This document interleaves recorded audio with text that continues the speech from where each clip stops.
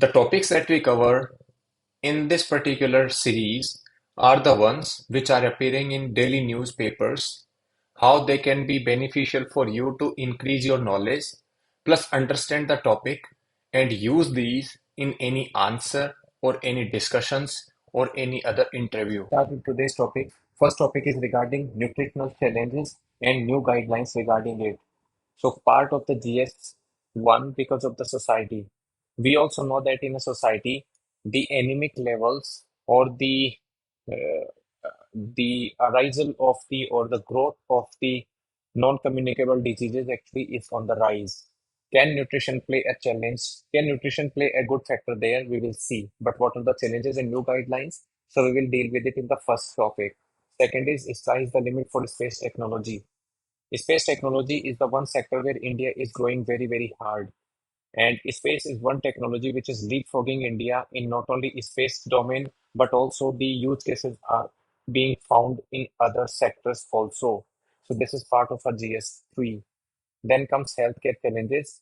For society, you can refer to this, or for the economic section in which the health is actually, governed, will be dealing with it. Then comes the fourth one, that is Foreign Minister of Maldives on the India visit. Maldivian Foreign Minister, after so much uproar in the India and Maldivian ties, is now paying an India visit. Still, the president of Maldives visit is due to India, and his India Out campaign has caused much heartburn into the India-Maldivian relationship. So we will see what and how the foreign minister of Maldives wants to achieve in our country. Then comes the first one. So meeting nutritional challenge. So nutrition is one diet that can not only solve the bad health parameters of the people, but also can cause non-communicable diseases such as cardiovascular and etc. to at least be dealt with. So with non-communicable diseases like cardiovascular disease, cancers, diabetes rising and affecting adolescent and even children, India's premier Nutritional Research Institute has published comprehensive guidelines. So the guidelines are being published now, which are on the diet of vulnerable groups, especially those who are pregnant women plus lactating women and children plus elderly people. So for these four kind of people, actually, the diet guidelines have been published. So the guidelines that is issued by the National Institute of Nutrition (NIN) that is in Hyderabad and that works under the Indian Council of Medical Research. So two things we should know about National Institution of Nutrition. It is in Hyderabad, number one, and works under the Indian Council of Medical Research. It prescribes general principles such as reducing consumption of salt and other highly processed items, highly processed food items like packaged chips, cookies, bread, ketchup, candy, all these. So what is the salt and other, category of ingredients into these kind of things like candy, cookies, bread, ketchup, etc. So the guidelines say that an estimated for 56.4% of India's total disease burden can be attributed to the unhealthy diets. So unhealthy diet are one of the reason where almost actually 56% of India's total disease burden can be attributed to. A healthy diet and physical activity can prevent 80% of the type 2 diabetes cases. So whatever the type 2 diabetes cases are, 80% of them can be prevented through this. And significantly, they can reduce the burden of heart disease and high blood pressure. So whenever you are writing about the non-communicable diseases, you can also write that the role of the nutrition in ensuring that the type 2 diabetes reduction can happen by 80%, 56% of the reduction can happen if we go for healthy diets in non-communicable disease category. Optimal nutrition for mother and children from the conception to the age of 2 years of children is linked to proper growth and development. It can prevent all forms of undernutrition, including micronutrition deficiencies and obesity.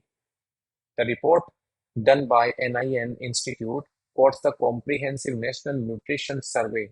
So there was a survey that was done, National Nutrition Survey of 2019, which showed high prevalence of lifestyle conditions even in children.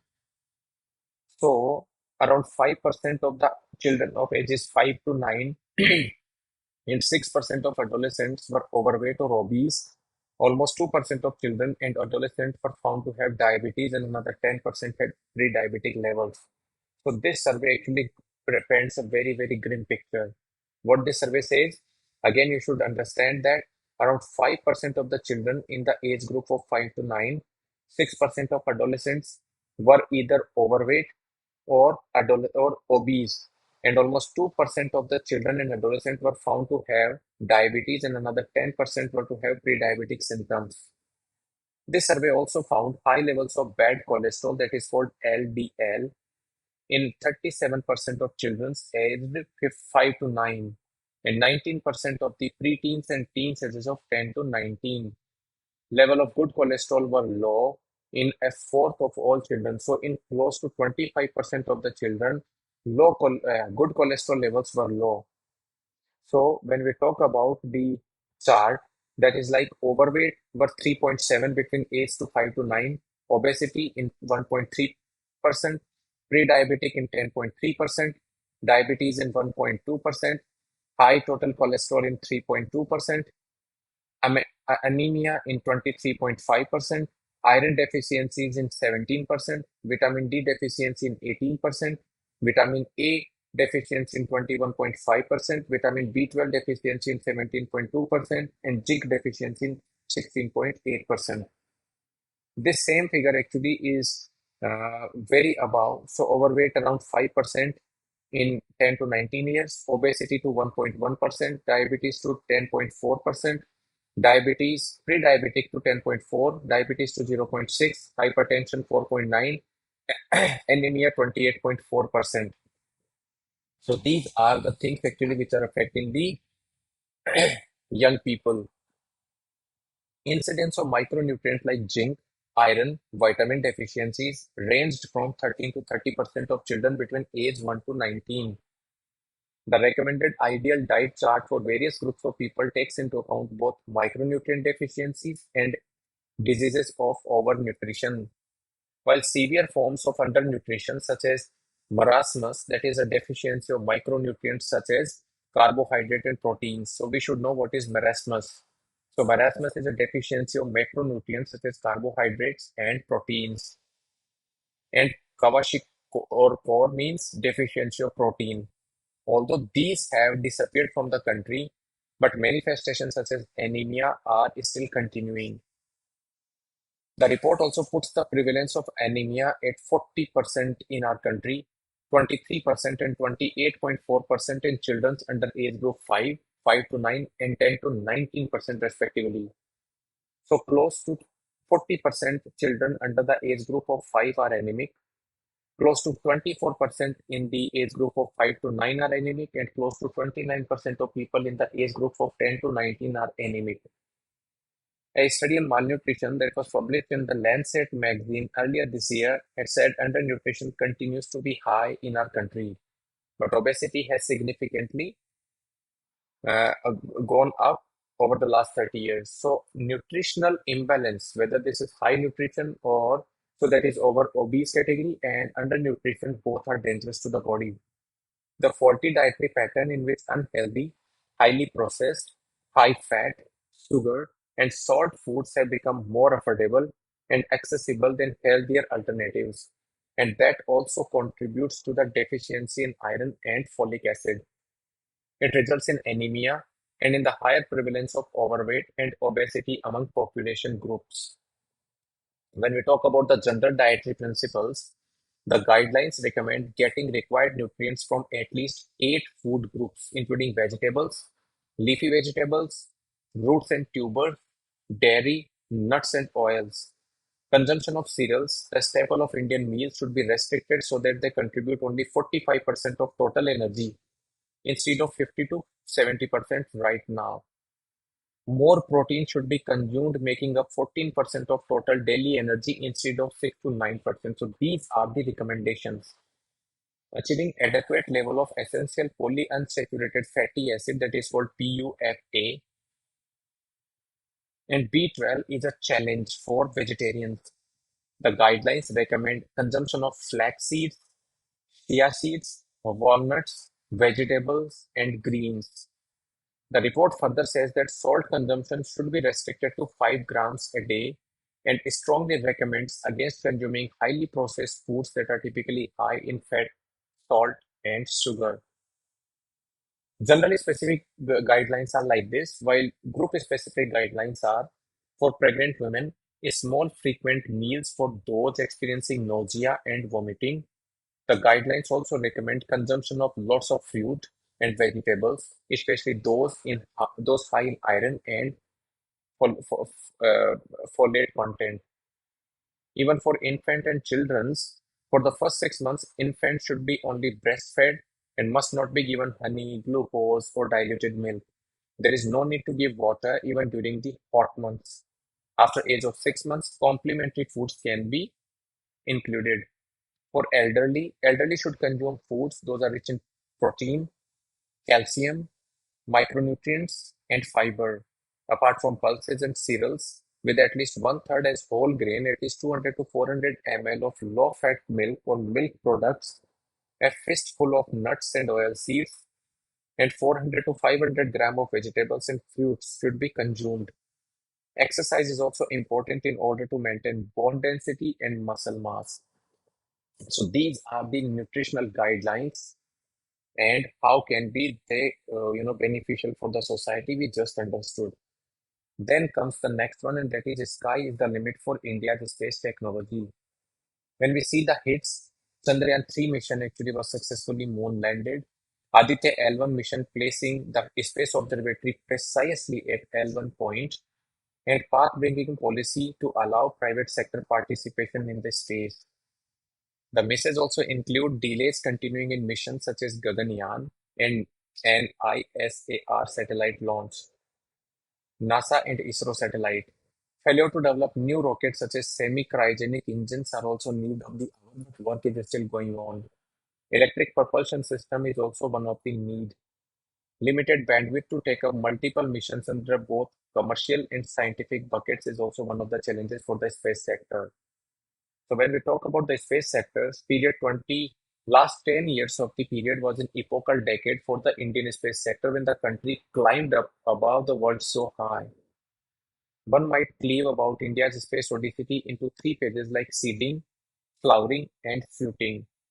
So India's space sector can then be written into three like seeding. So we seeded the seed, so that's why it will flower later. So the second stage was flowering, and the third was fusion. So fruiting was the third stage. Think of seeding phase as a period that from sounding rockets of the 1970s to the development of PSLV, Polar Satellite Launch Vehicle. Until the 1990s, India's only badge of honor was the Polar Satellite rocket, whose enduring success till date has earned it the sober quiet norm like workhorse. For a country that had to bootstrap itself to a path into heavens, the homegrown rocket, which can carry payload up to 3.25 ton to low Earth orbits or 1.75 ton to geostationary transfer orbit 36,000 kilometers above the Earth, is a matter of pride, but there was little else that was proud of in the seeding age.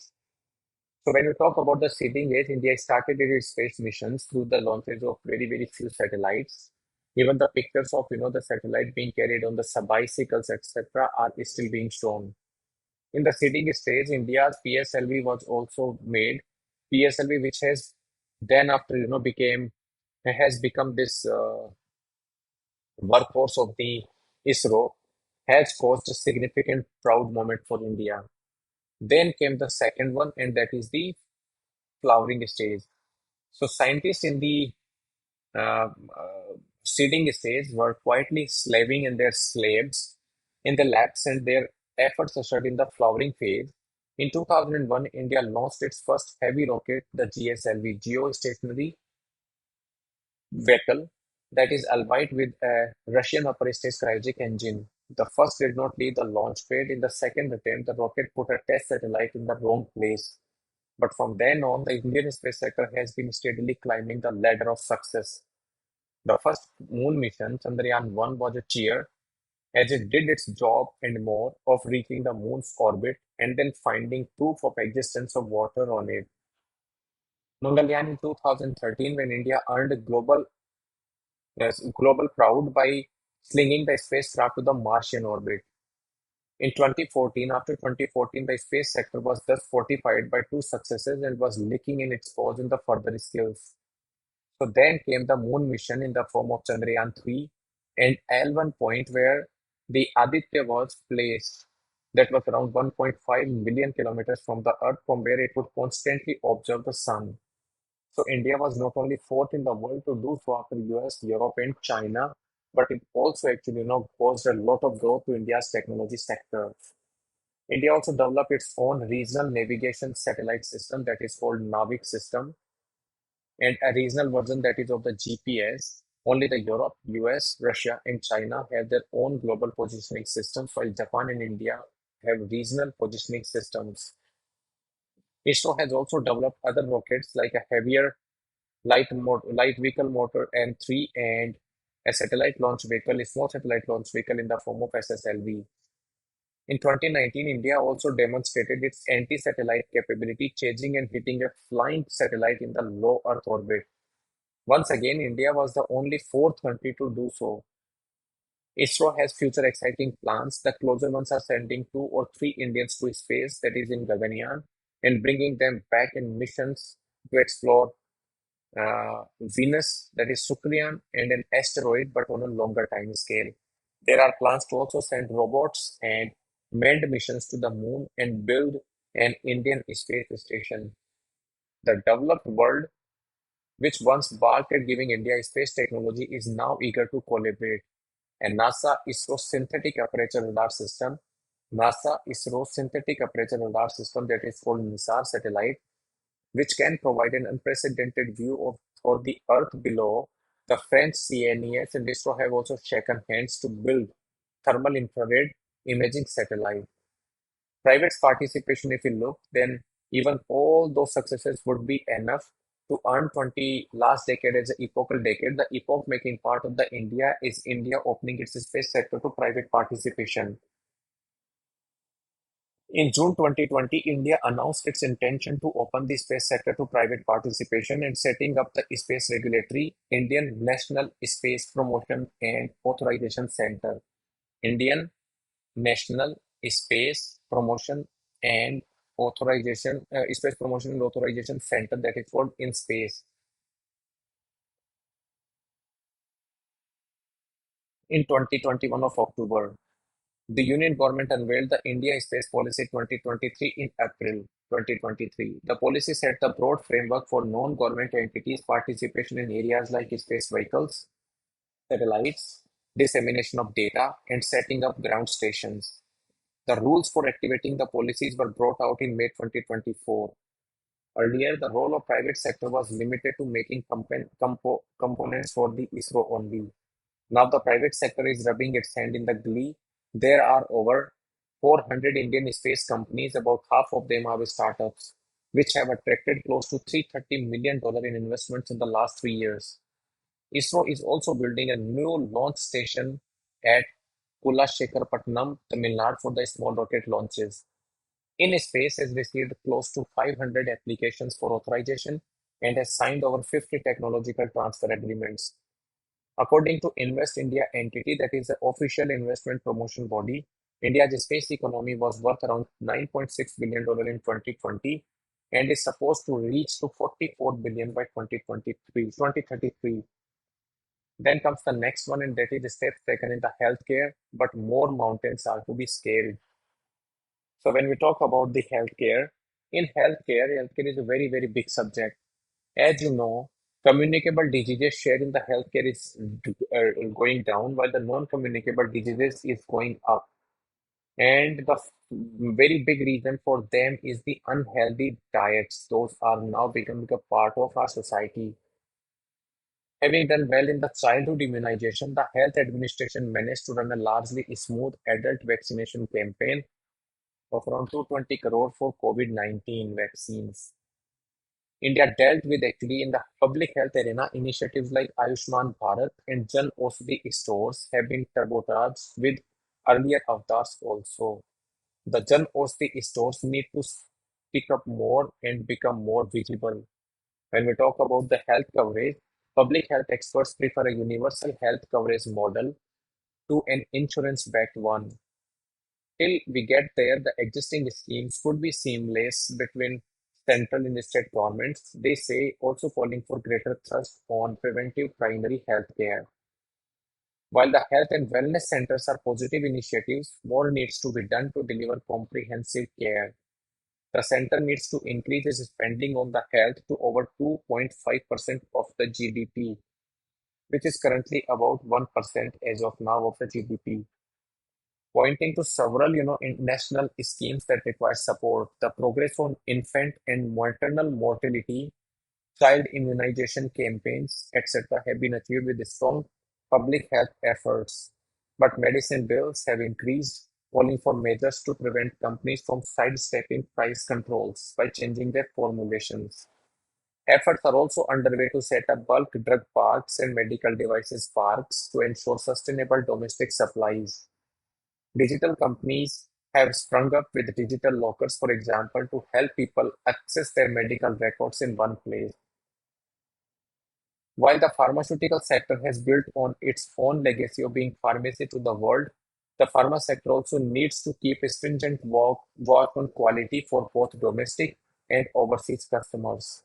Recent cough syrup linked tragedies have highlighted the need for stringent norms and for a stronger drug regulatory system that is equipped with more people, training, and technology to ensure quality products and devices. Healthcare has several mountains to scale, from improved procurement of medicines to prevent stockouts, payments for frontline workers, affordable hospital care, protecting healthcare data. The list is seriously long, but still we have to make sure that the spend on the expenditure on the health from the budgetary expenditure is very, very high, because health is not only a limited priority, it is the highest priority alongside education in any country which is aspiring to become developed. Then comes India Maldives ties. After meeting the foreign minister of Maldives, Jaishankar says that these ties are based on the reciprocal sensitivity. As you know, India and Maldives are proximate and close relations and close relatives and neighbors. That's why development of ties between India and Maldives is based on mutual interest and reciprocal sensitivity. So number one, a mutual interest is also one, and second is reciprocal sensitivity towards each other's relationship. The meeting actually had, so what is happening? You must know that President Muizu was elected in Maldives on the basis of India Out campaign. He is the first one who has not visited India, despite there has been a tradition that a Maldivian president would visit outside Maldives first time to India on paying a formal visit, but he has not visited any till now. He has gone to China and he is seeking Chinese investment into Maldives. He is also trying to revive the earlier free trade agreement that was signed between China and Maldives because he has got a majority in the recently concluded parliamentary elections.